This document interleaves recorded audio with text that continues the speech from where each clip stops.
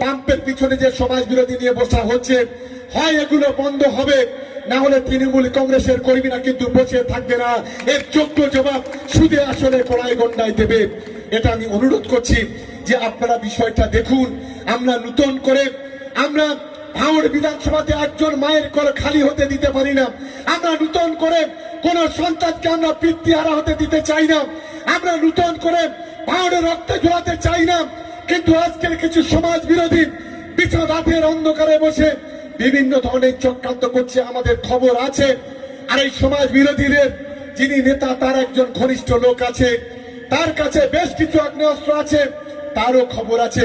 অন্যদিকে নওশাদের 3-4টে লোক আছে যারা সাপ্লায়ার, যারা সমাজ বিরোধী খুনি, যারা ভাঙড়ে অস্ত্র সাপ্লাই দেয়, কখনো পশ্চিম মেদিনীপুর থেকে, কখনো হুগলি থেকে, কখনো হাড়োয়া থেকে, কখনো দেগঙ্গা থেকে। আমরা সেই নামগুলো প্রশাসনের কাছে দিয়েছি। আমি অনুরোধ করতে চাই, গণতান্ত্রিক ভাবে আমরা লড়াই করতে চাই। আমরা কোন রকম চাই না কোন নির্বাচনে কোন অশান্তি, অরাজকতা, বিশৃঙ্খলা হোক, এটা আমরা কখনো চাই না। লোকসভা নির্বাচনে আপনারা জানেন, লোকসভা 6 মাস আগে থেকে তৃণমূল কংগ্রেস ভাঙড়ের সিঙ্গেল ঘটনা ঘটায়নি। যত ঘটনা ঘটিয়েছে আইএসএফ। লোকসভার পর থেকে আজ পর্যন্ত আমাদের তৃণমূল কংগ্রেসের কর্মীরা তারা কঠিন পরীক্ষা দিয়েছে, কোন ঘটনায় তারা যায়নি। মার খেয়েছে, মাথা ফেটেছে, রক্ত ঝরেছে, নিজেরা পাল্টা মারেনি, তারা পুলিশের কাছে গিয়ে হাজির হয়েছে। আর আজকের যারা আইএসএফ এর সমাজ বিরোধীরা আছে, তারা একটার পর একটা ঘটনা ঘটাচ্ছেন। আমি আমাদের কর্মীদের বলবো, আইন কেউ হাতে তুলে নেবেন না। আমরা শান্তিপূর্ণ ভাবে 26-এ নির্বাচন করতে চাই।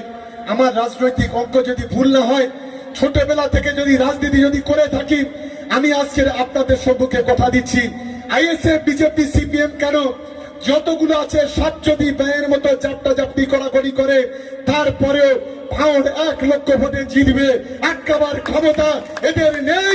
এদের ঠাকুরদার নরেন্দ্র মোদী, অমিত শাহের নেই। এটা আমি চ্যালেঞ্জ করে বলে যাচ্ছি।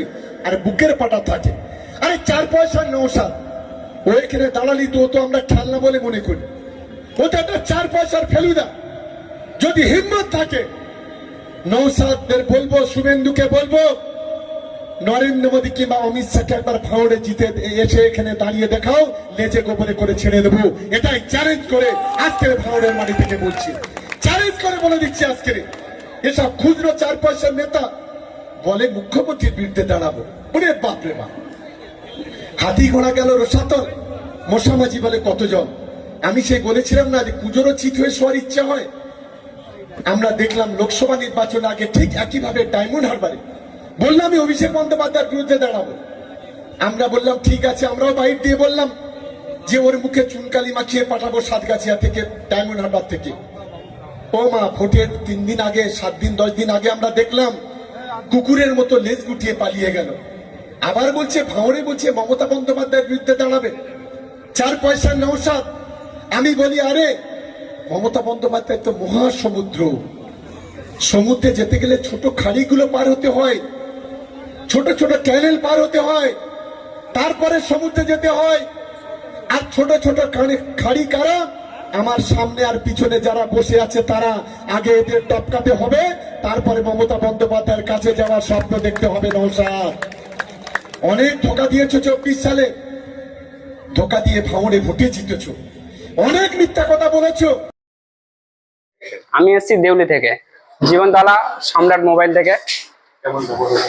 এখানকার স্টাফদের ব্যবহার খুবই ভালো এবং আমরা আসার সঙ্গে সঙ্গে যেরকম আত্মীয়তা এবং খাতিরদারি করলো, খুবই ভালো লাগলো। ডিসকাউন্ট প্রথমে যে হিসাবে এমআরপি প্রাইস বললো, সে তুলনায় ডিসকাউন্ট অনেকটাই দিল।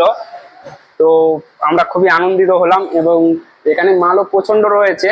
তো আমাদের যে পরিমাণ প্রয়োজন সে পরিমাণ অনুযায়ী মানে একটা নিলাম।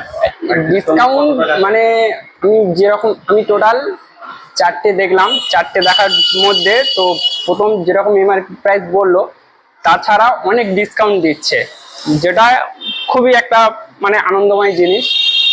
মানে আশেপাশে যত মার্কেট আছে সে তুলনায় অনেকটাই, যারা আসতে যাচ্ছে তারা আসলে কেউ ঠকবে না, প্রথম কথা।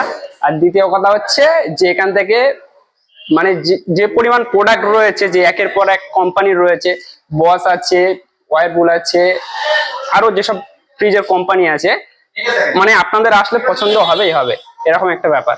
আমি এসেছি দেউলি থেকে। হ্যাঁ ফ্রিজ নিলাম এই জীবনতলা বাজারের সামনে দোকানে থেকে। না না খুব ভালো, এখানে ফ্রিজের দাম কম আছে, যে নেবে খুব সুন্দর, পরিষেবা ভালো, দাম দরও কম, হ্যাঁ মালও ভালো, বিভিন্ন কোম্পানির মাল আছে, সবাই আসতে পারেন, নিতে দেওয়া না নিতে পারেন, দেখতে পারেন। অনেক মাল আছে দেখেন আপনারা, অনেক সুন্দর সুন্দর ফ্রিজ আছে, বিভিন্ন কোম্পানির বস টস ওয়াইলপুলের বিভিন্ন রকম কোম্পানির মাল আছে।